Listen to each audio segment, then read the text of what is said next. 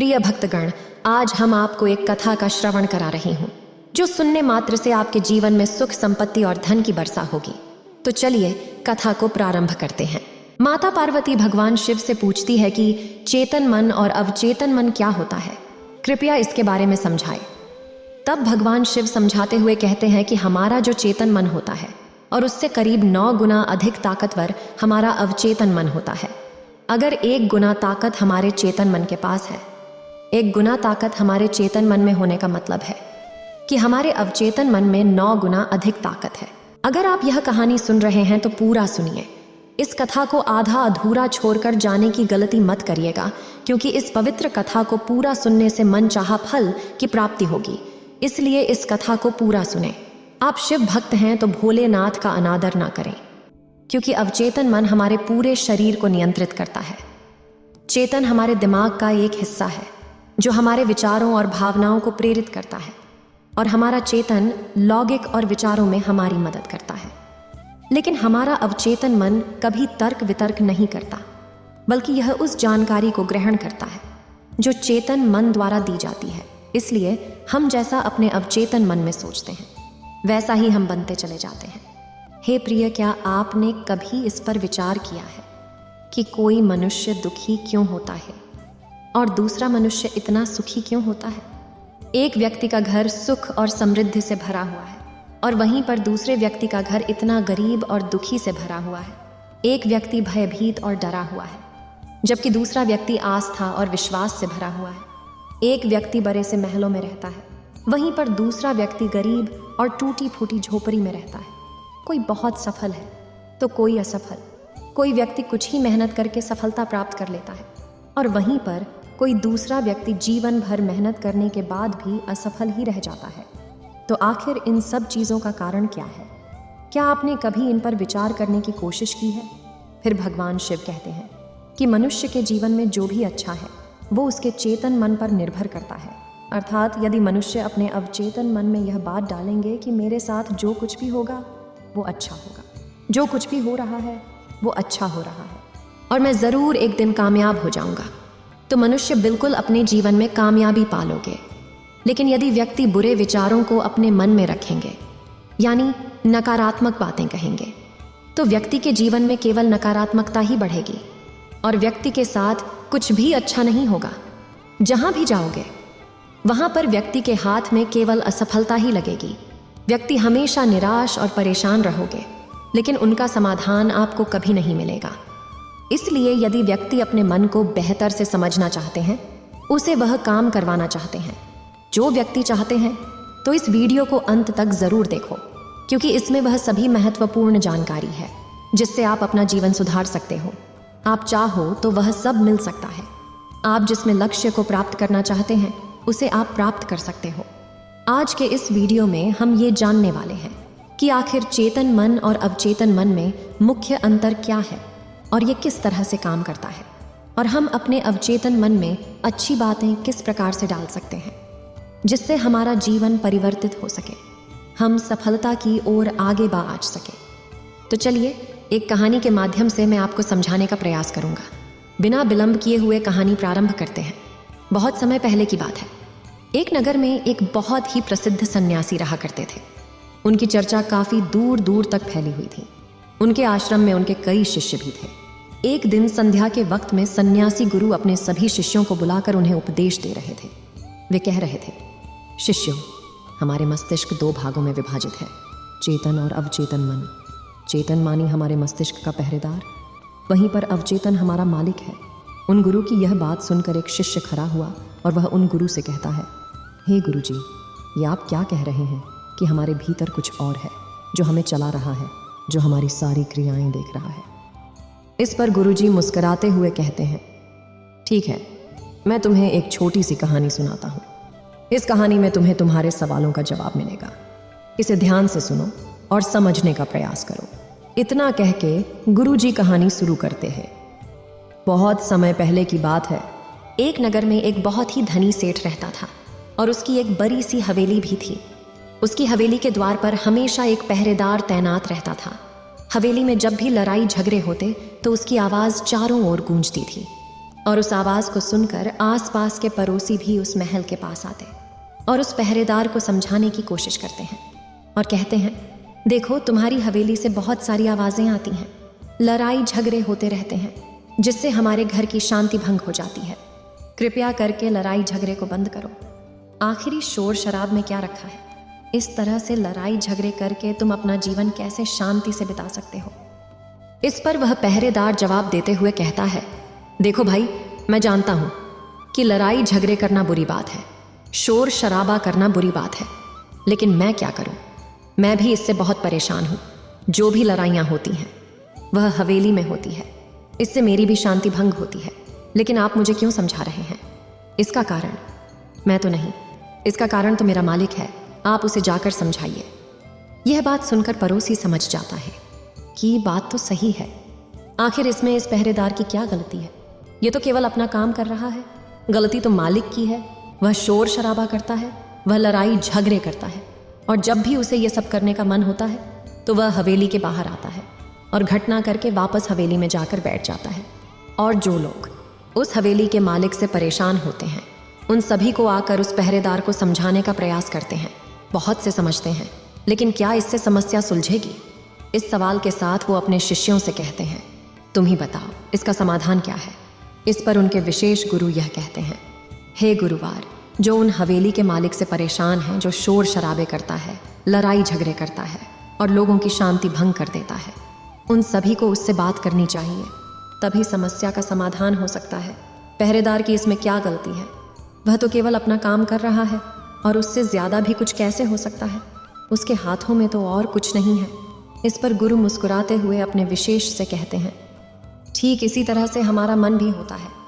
हमारा चेतन मनुष्य का पहरेदार होता है और पहरेदार को ये अच्छी तरह से पता है कि क्रोध करना बुरी बात है, बुरे शब्दों का इस्तेमाल करना बुरी बात है, अश्लील ख्यालों में खोए रहना बुरी बात है। अर्थात हमारे चेतन मन को ये बात बहुत अच्छी तरह से पता है कि गुस्सा करना, आलस करना, काम वासना जैसे विचार गलत है। ये सभी विकार हमारे भीतर नकारात्मक विचार उत्पन्न करते हैं जिससे हमारा विनाश होता है। लेकिन वो कर भी क्या सकता है?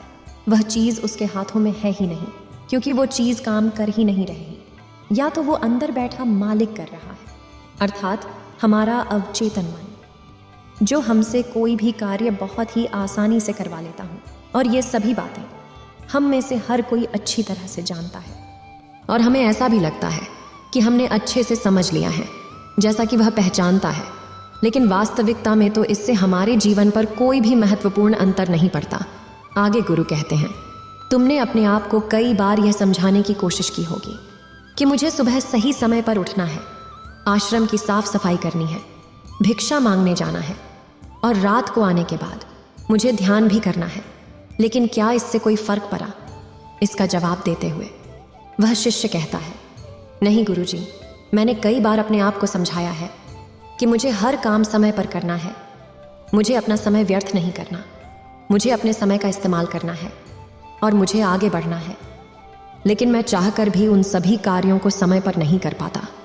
इस पर वह गुरु अपने उद्देश्य से कहते हैं, मानते जब भी हम अपने आप को कुछ समझाने का प्रयास करते हैं तो हमें ऐसा लगता है कि अब हम समझ चुके हैं और अब हमसे कोई गलती नहीं होगी, और हम सोचते हैं कि अब हमारा जीवन बदल जाएगा, हम जो भी करेंगे अब वो सही होगा, अब तो हम जीवन में सफलता प्राप्त कर ही लेंगे। लेकिन दूसरे ही पल हम यह पाते हैं कि हमारे जीवन में कोई बुनियादी बदलाव आया ही नहीं, और ऐसा केवल हमारी नासमझी के कारण होता है। हम अपनी नासमझी के कारण और अवचेतन मन की जगह पर अपने चेतन मन को समझाने का प्रयास करते, अर्थात मालिक को छोड़कर हम पहरेदार से बात करते रहते हैं और उसे समझाने की कोशिश करते हैं। लेकिन तुम यह भूल जाते हो कि आखिर वो पहरेदार कर भी क्या सकता है? वह सब उसके हाथों में है ही नहीं। हमें तो अपने अवचेतन मन को समझाने की आवश्यकता है। हमारी समझ में आता है कि हमारा दिमाग विचार करने में अच्छा है, सही और गलत का फर्क समझता है, और हमें यह पता होता है कि कब क्या करना चाहिए और क्या नहीं। लेकिन ये बातें सिर्फ हमारे दिल दिमाग के परिमाण पर ही रोक दी जाती हैं। सब कुछ हमारे अंदर तक ही सीमित रहता है। हवेली के मालिक अवचेतन मन तक यह सब पहुंचता ही नहीं। इसी कारण हमारे जीवन में कोई महत्वपूर्ण परिवर्तन नहीं हो पाता है। ठीक उसी तरह से जैसे कोई आपसे कहता है कि पौधे में पानी डालने से वह बड़ा होता है, फूलता और फलता है। आप उस सुझाव को मानते हैं और पौधे में पानी डालते हैं, लेकिन आप पौधे की पत्तियों पर पानी डालते हैं और सोचते हैं कि इसमें फल फूल आएंगे। लेकिन ज़रा एक बार के लिए यह सोचिए, अगर पत्तियों में पानी डालेंगे तो उसमें फूल और फल कैसे आएंगे?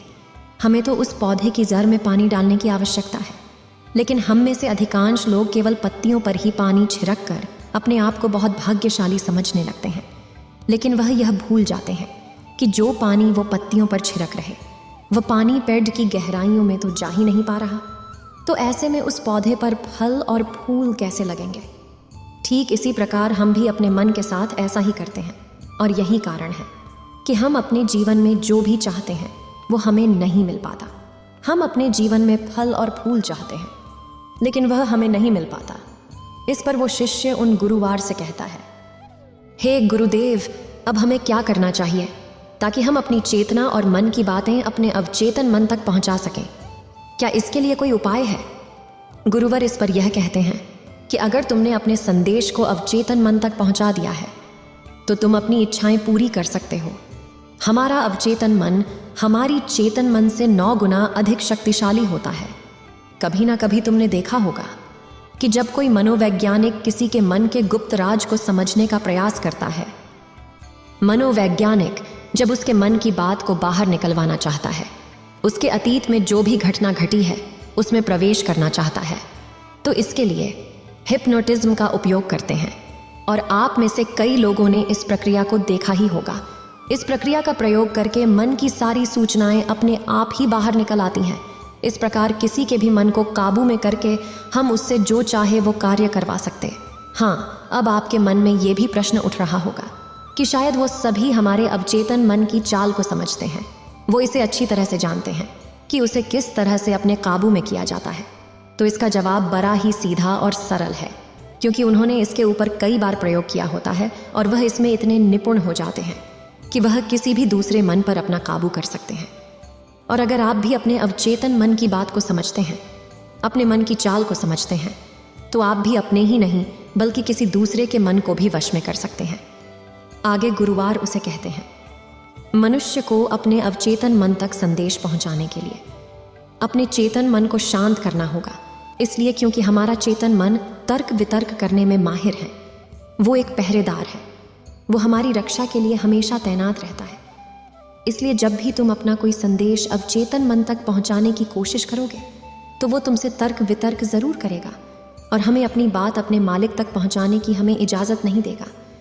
जब तक कि हम अपनी बात अपने चेतन मन को अच्छी तरह से समझा नहीं देते या उसे शांत नहीं कर देते, तब तक वो हमें उस हवेली में घुसने नहीं देगा। क्योंकि हमारी सामान्य बुद्धि अर्थात हमारा चेतन मन तर्क वितर्क करने में माहिर होता है।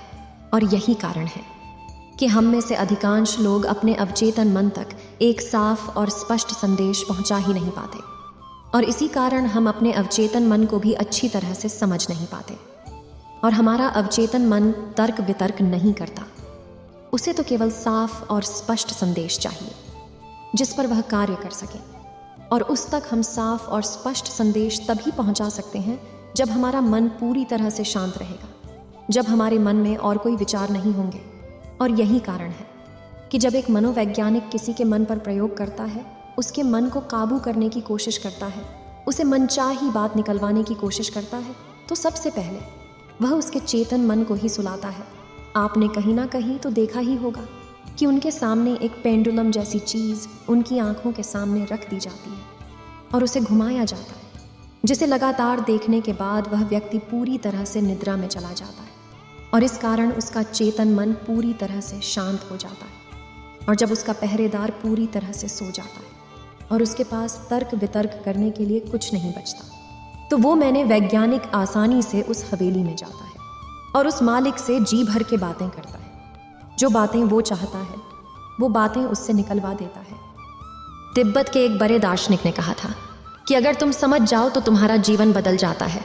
लेकिन उन्होंने उस समय के लोगों के लिए कहा था, क्योंकि उस समय तिब्बत और दुनिया के लोग बहुत सरल थे, उनका मन साफ था और जो भी वे बोलते थे लोग शांति से सुनते और समझते थे। उस समय कोई तर्क वितर्क नहीं करता था। अगर कोई व्यक्ति तर्क वितर्क करता तो उसे शांति से सुनते। व्यक्ति जब तक कविता करके थकता नहीं तब शिष्य गुरु के पास आता है और कहता है, हे गुरु, मैं अब तर्क वितर्क करके थक चुका हूँ, लेकिन उससे मुझे कुछ भी हासिल नहीं हुआ। कृपया करके अपना कोई मार्ग बताइए। आप मुझे अपने तरीके से समझें। अब मैं उसमें कोई भी अवरोध उत्पन्न नहीं करूँगा। ठीक इसी प्रकार से हमारी बुद्धि भी काम करती है। जब हमारा मस्तिष्क तर्क वितर्क करके थक जाता है, तब उसे इस बात का एहसास होता है कि तर्क वितर्क करके उसे कुछ भी हासिल नहीं होने वाला, और उस समय तक उसे कुछ भी समझ में नहीं आएगा। दोस्तों, महात्मा बुद्ध भी अपनी बातों को 3 बार दोहराया करते थे, और यदि कोई बात आपसे 3 बार कही जाए तो क्या आप उस बात को सुन पाएंगे? चलिए सोचें, आप डॉक्टर के पास जा रहे हैं और डॉक्टर आपसे एक बार कहते हैं कि तुम ठीक हो, तो तुम सुनते हो और समझ जाते हो कि मैं ठीक हूँ, मुझे कुछ नहीं हुआ है। लेकिन अगर वही डॉक्टर बार बार यही कहते रहे, बार बार वही बात दोहराएं, तो क्या तुम्हें गुस्सा नहीं आएगा? तुम कहोगे, हाँ हाँ, मैं समझ गया हूँ, मुझे यह सब समझ में आ गया है। तुम बार बार एक ही बात क्यों कह रहे हो? मैं समझ चुका हूँ कि मैं ठीक हूँ और मुझे कुछ नहीं हुआ है, तो इसे बार बार दोहराने का क्या मतलब है? लेकिन वास्तविकता यह है कि जब हम किसी बात को बार बार दोहराते हैं तो हमारा मन थक जाता है, और बार बार उस बात को सुनने से हमारा चेतन मन उस बात पर ध्यान नहीं देता। और यही वो वक्त होता है जब हमारी बात हमारे अवचेतन मन तक पहुंचती है, तो यकीन मानिए कि तब कुछ भी संभव है। फिर चाहे आप कोई अपने जीवन में बड़ा लक्ष्य प्राप्त करना चाहते हो या फिर अपना स्वास्थ्य सुधारना चाहते हो, सब कुछ संभव हो जाएगा। दोस्तों, आपने कभी न कभी यह किस्सा तो सुना ही होगा। एक प्लेन क्रैश हो गया था और उस प्लेयर का जो पायलट था, उसकी प्लेन से गिरने की वजह से शरीर की सारी हड्डियां टूट चुकी थीं, और जब उसे अस्पताल में भर्ती किया गया तो उसे हिला डुला भी नहीं जा रहा था। डॉक्टरों ने भी यही कहा था कि तुम ठीक नहीं हो सकते और तुम्हारी हड्डियों को फिर से जोर पाना लगभग नामुमकिन है। लेकिन एक व्यक्ति ने जीना का इरादा किया। उसने अपने अवचेतन मन से यह माना कि मैं ठीक हो सकता हूँ, और हाँ, उसने ठीक होने का यकीन किया। उसने अपनी मेहनत और संघर्ष के बाद अपनी हड्डियों को फिर से जोड़ा और अपने पैरों पर खड़ा होकर अपने घर की ओर बढ़ा। यह सिर्फ हमारे मन की शक्ति के कारण हुआ। जब हम ठान लेते हैं कि हम कुछ कर सकते हैं और हमारे मन को सकारात्मक संदेश मिलता है, इससे हम अपने लक्ष्यों की दिशा में कदम बढ़ाते हैं और हमारी संभावनाओं में सुधार होता है। चाहे हमें बड़ा लक्ष्य हासिल करना हो या अपने स्वास्थ्य को सुधारना हो, इसमें बड़े शब्दों की बजाय सीधे और सरल शब्दों का उपयोग किया गया है, और जो भी उनसे कहा जाता था वो उसे बहुत ध्यान के साथ सुनते थे और समझते थे। लेकिन आजकल के बुद्धिमान लोग इन सभी बातों को अंधविश्वास कहते हैं, लेकिन यह भी एक वास्तविकता है कि जैसा आप खुद से कहते हैं वैसा ही आप अंदर से बनते चले जाते हैं। आप अंदर से उतने ही अशांत होने लगते हैं, और जो व्यक्ति अपने मन को शांत कर पाता है वही शांति को प्राप्त कर पाता है। हमारी जो बुद्धिमानी है वही हमारे अवचेतन मन का एक रूप होती है। हमारा चेतन मन हमें कोई भी नई चीज़ सीखने में हमारी मदद करता है। जैसे यदि आप कोई नई भाषा सीखना चाहते हैं या फिर आप कोई नई तकनीक सीखना चाहते, तो इसमें हमारा चेतन मन हमारी बहुत मदद करता है। लेकिन जब हम भावनाओं की बात करते हैं, जैसे क्रोध, कामना, आलस्य आदि जो हमारे चेतन मन का हिस्सा होते हैं, तो हमें उन्हें सीखने की आवश्यकता नहीं होती, क्योंकि ये सब हमारे अंदर पहले से ही मौजूद हैं। क्या आपने कभी एक पल के लिए यह सोचा है? क्या आपने कभी काम को सीखा है? क्या आपने कभी आलस्य को सीखा है? यदि आपको बचपन से ही एक जगह पर रखा जाए जहां कोई भी व्यक्ति नहीं है, तो भी आपके भीतर ये सभी गुण होंगे, क्योंकि इसमें सिर्फ और सिर्फ हमारे चेतन मन का ही योगदान है, जो प्रकृति ने हमें पहले से ही दिए हैं, और वह सिर्फ हमारे अवचेतन मन के माध्यम से ही भरी जाती है, क्योंकि हमारा अवचेतन मन कभी विरोध नहीं करता।